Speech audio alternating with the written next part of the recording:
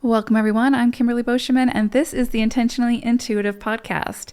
In this episode, we're going to take a look at the numerology and the energy for the collective for November 2022. And then we're going to break it down for each life path number. We're also going to take a look at the illuminations, the full moon, the new moon that's occurring throughout November, including the major eclipse that we have at the beginning of the month. We're going to break that down for your individual life path number as we move through the reading. Before we get into it, this, of course, is a general reading. If you would like a personal reading, please book some time with me. My information is in the description box below.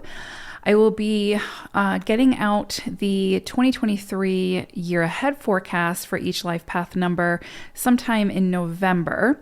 But this is a great time it's a good time anytime, but it's a great time at the end of the year as we're gearing up to start a new cycle, a new year, to get your own personal year ahead forecast. If that's something that you're interested in, that will dial it down into your own personal numerology chart and the cycles that you'll be moving throughout 2023. So if that's something that you're interested in, you can book some time with me on my website and we can take a look. All right, so let's go ahead and get into it. So November is a 17-8 universal cycle. So for some people, you may see things come to fruition or rewards come in for things that you may have began back in December 2022 or December 2021 or January 2022. So if there's some things that, if you can kind of look back to that time frame and see if there was anything significant that transpired in your life, whether it was some kind of closure, whether it was some kind of new beginning, it's a new inspiration, whatever, and it could be something that you've been sort of working on throughout the year, you may see things or new insights come to fruition at this time that tie back to that period. For some, you may see things surface for you around those same similar themes that came up for you back then that either can be repaired at this time and built upon, or because we also have some very strong eclipses in November, or a strong eclipse in November, right? So things that resurface now may need to be dealt with and closed out more permanently. So I kind of see this as it's possible that someone or something may resurface that's sort of tied back to December 2021 or January 2022, that now you're able to get some solid closure on and sort of move forward from holistically. So emotionally, physically, whatever. That's very, very possible. And you may see that come in very, very strongly around this eclipse that's happening November 8th. Okay, so the energy of the 17-8 is going to really ask us to be very truthful, both with ourselves and with others at this time. So where are we maybe self-sabotaging ourselves or overindulging ourselves? Where can we move closer to our true alignment that's not based on fear or desire? So neither of those extremes, but rather integrity, confidence, and our inner inner knowing. So where have we sort of avoided having the difficult conversations with others because we didn't want to maybe rock the boat, even though by not doing so, we were creating unnecessary inner turmoil, right? So it's like we wanted to save or spare the feelings, the emotions of that other person, but in doing so, it created a storm within us. And so this energy is going to ask us to be very honest with ourselves about where in life we show up in that way and where we need to potentially respond or take action in a different way in order to get different results. Because the truth will always rise to the surface, right? One way or another. So, and it can be incredibly uncomfortable when it does that, because we know what the truth is, we know what our truth is, but a lot of times we'll suppress that again to accommodate or to be in service to other people, right? To not rock the boat. This energy can feel very raw. It can feel very much like sort of digging at a wound that is trying to heal, but can't heal because we keep digging at it, right? And so it's that kind of energy where it's like the truth is going to come to the surface, and it's going to keep coming to the surface until sort of we deal with it, we clean it up, and we allow it to heal in an appropriate way, and then we move forward in a way that's more truthful for ourselves, right? So again, this can feel like very raw. This can feel very like sensitive energy, very emotional energy. But it's ultimately working to get us to our own truth, right? Our own autonomy, and to be able to show up in that way, even if others don't understand, even if others find offense to it, or, are turned off by it because they're not getting what they want out of the situation any longer. We have to get to a point to be, to be most in alignment with our own energies and our own journey. We have to sort of follow our own truth, right? And that truth is never going to physically harm someone or intentionally harm someone, because it has nothing to do with anybody else. It's about ourselves, right? So this energy is kind of getting to that core, getting to the truth of the matter. And I would also say that with this energy, if there's anything that's sort of been hidden behind the scenes, done in secret, that has a potential to come to the surface now as well. So if you have been doing something behind someone's back, or again, in secrecy, and there's not a lot of integrity behind it, maybe, right? Like, this isn't a moral judgment, you do you, but just know that this energy will sort of bring out the truth of a situation, so that it can be dealt with, right? Because if, let's just say, for example, you're having an affair, it's not that there's anything necessarily wrong with the action, like you doing what you want to do with that other person. The harm is in doing it behind another person's back type thing without full disclosure, right? So it's like, you know what I'm trying to get at. It's like, you can be with whoever you want to be with, but if that process is harming another intentionally, right, or you're aware of it,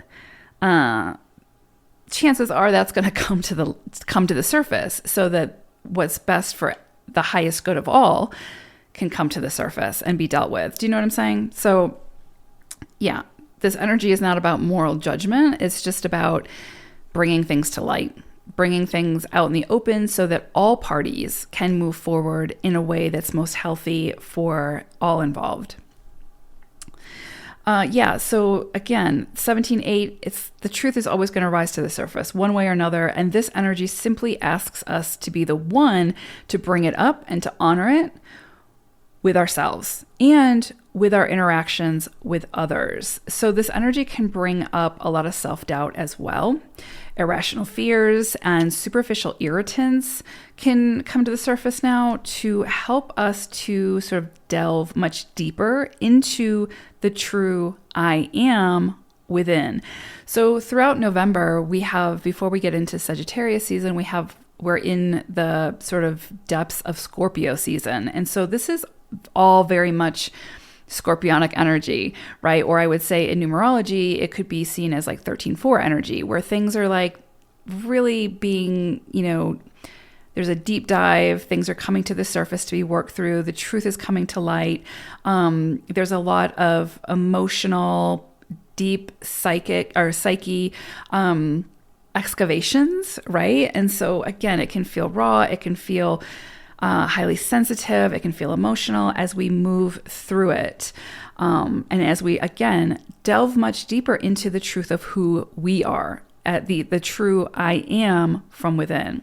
So this energy helps to sort of lift the veil of illusion and clear the cobwebs so that we're able to see much more clearly what is or what feels true for us, and what sort of is more made up stories by the ego to protect us from something that we don't need protection from, but rather we're meant to explore.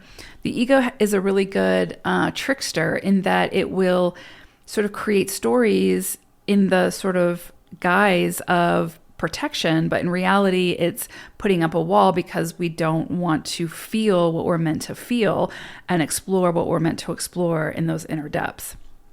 So the energy of the 17-8 can bring about more sort of mental vitality and sort of open a channel to the unconscious to help us to solve problems that we've been working through. And more than likely, those solutions will sort of call us to move outside of our perceived comfort zone, further into unknown territory. And it's through that exploration that we will, of course, then become more familiar with that new landscape, right, of ourselves. So this is very scorpionic energy. Like this is very 13-4 energy. This is very much about going into the inner psyche, going deep, getting to the truth of the matter, our own truth of the matter, as well as, like I talked about earlier, truths coming to the surface that may have been hidden from others, right? Like, or that we're trying to hide from others, or that others were trying to hide from us. Those coming to light, whether we want them to or not, to be dealt with, so that everybody in this situation can move into a higher frequency. If they choose to. With this energy, we can be asked to take risks now that we wouldn't normally consider doing. So this is like sort of that giving us the confidence and the courage to do those things we wanted to do, but couldn't find our why, or couldn't find, again, sort of the extra oomph to talk ourselves into it, to be able to do it, right? So again, maybe the ego was coming in with stories about why we're not worthy, why we're not good enough, why we're not ready yet, that sort of thing. That's a good one that the ego likes to use, is you're not ready for this yet. Who do you think you are, type thing. And so then we refrain from stepping into whatever it is we're being asked to step into because we feel like we're not ready for it. When in actuality, typically when the opportunity comes in, it's because you are ready, right? We are ready. So this energy could also bring new people and relationships to our doorstep. Many of these people have something to offer our experience, which I would say is pretty accurate with everybody that, enters into our awareness or into our experience. These people, though, specifically can offer some form of assistance, potentially, or a missing puzzle piece that we've been searching for. So be open to the people who feel significant this month that you cross paths with. And again, this could be somebody from the past that cross paths, or that we see in a different light, or there's a new aha moment around this person, whatever. And also I go back to what I talked about earlier, which is it's also possible that someone from the past resurfaces, especially someone from, again, maybe that time frame of December 2021 to January 2022, that resurfaces, that is really surfacing now for final closure. That's very, very possible. But there's also the possibility that through that closure, or if you don't have anything to close out, that someone new or some new people come in now who can really assist you or assist us, I'm in this equation as well, in a really big way. And again, it's sort of like that missing puzzle piece, the aha moment that this person can bring, or these people can bring, that we've been sort of searching for. So be open to the people who feel significant. Be open to asking for assistance, whatever assistance you feel like you need at this time, right? If you've been hitting a roadblock, if you're struggling with something, this is going to be a beautiful month to ask for that assistance that you need, and then be open to receiving it. Also, you yourself may be unexpectedly asked for assistance by someone, right? So someone might come to you in need of something, or you hold the key for something, or you hold the missing puzzle piece for someone. And so if somebody comes to you for that assistance and you feel holistically capable of giving them that assistance, right? Body, mind, spirit, whatever, then this is a beautiful energy to do so.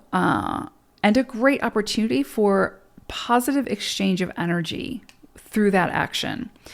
So the help that you give and or receive under this energy can sort of spark the feeling of hope within self and within others. So this can be just a truly incredible, beautiful energy, and you can be a big part of that. You can be a key player in that. So you are the star of the show under this 17-8 energy. So you get to decide how you want to use the warmth of that spotlight. All right, well, let's get into each individual life path number now for November. Fellow life path number 4s. Okay, so I pulled an animal spirit message for us, and we got sloth energy for November. And so this is probably the energy that 4s really don't like to see come up, because sloth is asking us to surrender to the things that we cannot control. And so with 4 energy, a lot of times we like to know what's happening. We like to be organized. We like to feel like we have some level of control over a situation, as do most humans. But 4s, it's sort of condensed. It's more concentrated.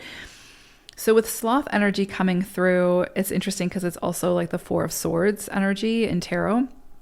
And so there's something coming up here around surrender, quiet reflection, sort of waiting until the timing is right. Divine timing, all of those things that, again, like sort of make 4s cringe, because, you know, one of our greatest lessons in this journey is learning about patience and surrender and relinquishing this perceived idea that we have full control over something, because we don't. We have control over certain things and how we show up to things and how we participate and our own free will and all those things, but we don't have control over the external. And so there is definitely something as we move through November. There may be some tests that come up that sort of let us flex this muscle. Or again, it's just a reminder that when it feels like we're pushing too hard, when it feels like we're trying to force something, trying to make something happen, trying to convince somebody of something or change somebody in some way or whatever, it's going to feel frustrating, and we're going to feel like we're hitting a wall. And so when we get that feeling, we need to remember sloth, and we need to just release and surrender and know that we've done all that we can do, and everything else is out of our hands. So let the universe do its part, let the other person do its part, or, you know, their part, and trust in the unseen, right? And take that time for quiet reflection. Take that time for rest. If there's something within your life where you've really just been pushing yourself and pushing yourself and pushing yourself and not necessarily seeing the appropriate results from that expenditure, just stop, just relax, release your control, slow down a little bit, because it might, you're just exhausting yourself in a cycle that's getting you really nowhere, or you're not getting the traction that maybe you feel you need. That's an indicator that you're spinning your wheels. So slow down, take some time for reflection, surrender, give it a break, come back to it if you want to come back to it. But for now, rest. So keep that in mind as you move through November, that anything you feel like you're hitting a wall against, that you're having to force, that you're struggling to get any kind of headway with, just stop. Just hit the pause button, come back to it later, but take some time for self-reflection, take some time for rest. And surprisingly, through that rest, through that surrender, you probably see things come to fruition quicker than if you just kept trying to force it, right? Because there truly is something around timing. And if you have to force something, that just means that the timing's not right. It's not meant to be at this time. That doesn't mean it's not going to happen later. But in this moment, if you're trying to force it, it's not ready. It's like the fruit example, right? It's like forcing fruit to ripen is just not physically possible unless you're like and engineering it or manipulate it in some way. And then it's not organic, and then it's not truthful. It's not true to that entity, right? You see what I'm saying? So you get what I'm trying to say here. Just there's going to be things that we face this month where we need to surrender, where we need to just hit the pause button and just let things unfold the way that they need to unfold organically. The things where we need to take action, the things where we need to show up and exert ourselves and put in the effort, they will present themselves to us. It will not feel forced. It will feel like we are contributing in a way that's healthy. That's the gauge, right? If it feels like we're contributing in a way that feels good, feels healthy, feels like we're making headway, that we're contributing in a way where we can see some progress, that's where we're meant to be putting our effort. That's where we're meant to be putting our energy. These things that we're trying to force or manipulate, we need to release and just let them come back to us if we're meant to revisit, right? And that goes with relationships, that goes with career, creative projects, you name it. Because also astrologically, Mars went into retrograde, I think it was like October 30th or October 31st. So it's going to be in retrograde throughout November, and it affects everybody in some way. And that is, Mars is drive, it is ambition, it is all those things. And so the fact that it's in retrograde, that's slowing down. That's like, there's going to be things that we need to take action on, but we don't need to take action on everything. Quite the opposite. Okay. Now, looking at the month of November for us, it actually has the potential to be a very creative time. We're working with 3 energy throughout the month of November. So there's something here around communication, maybe writing a book, how we communicate. So the spoken word, the written word will be highlighted this month. It will seem to kind of flow. Again, not for everybody, but for a lot of 4s, this is the energy that we're working with.